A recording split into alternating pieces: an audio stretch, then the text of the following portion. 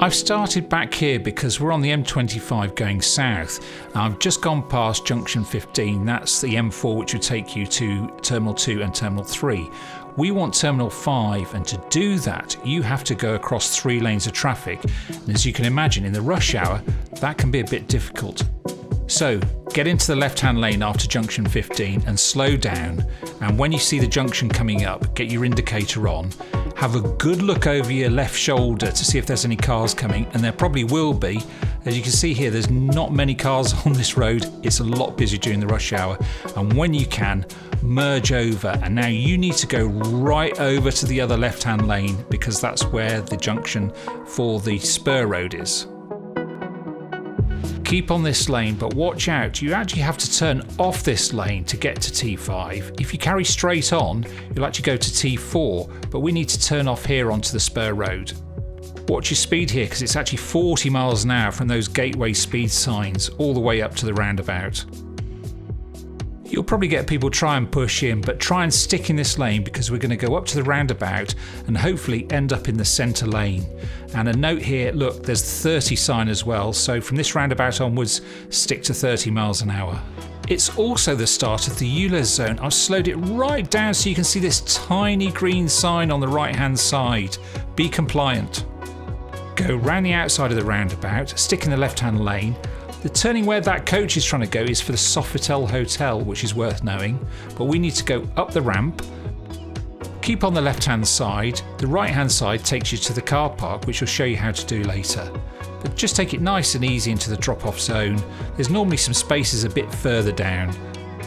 Now, we have to say this drop-off zone you have to pay to go through. If you go through twice during the day, you have to pay twice. And you can pay online or use your phone, and you've got till midnight the next day to pay. So please don't forget to do that. Also, don't be tempted to go into the terminal and leave your car unattended. Don't go in for a pee or to wave your rallies off, because when you come out, you might find some really angry policemen standing around your car. I have seen it. Slightly different for doing a pickup. Instead of the left, you need to be in the right hand lane and keep this lane while going up the ramp.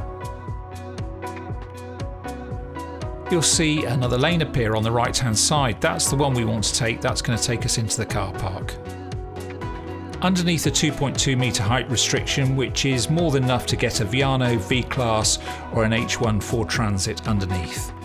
Use one of the 3 lanes. They're actually signposted for the short stay car park. Really easy to do, just drive up to the barrier, press the button and you'll get a ticket that you'll need to be able to get out the car park. Coming up, you'll see an LED display in front of you, and we're going to check for level 1. Yep, there's spaces on level 1, that's where we're going to go. And just navigate down this spiral to level 1.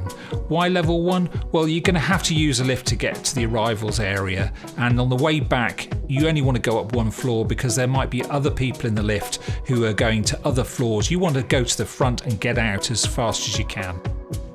One more tip, because you don't want to park too far away from the lift. If you look at the ceiling and see a green light, that means that a space is available, which is really handy because you can see when you actually drive in if there are spaces close to the lift. Here you go, I found one, and I'm just going to do a 3-point or 5-point turn and park up. And then just take the lift to arrivals.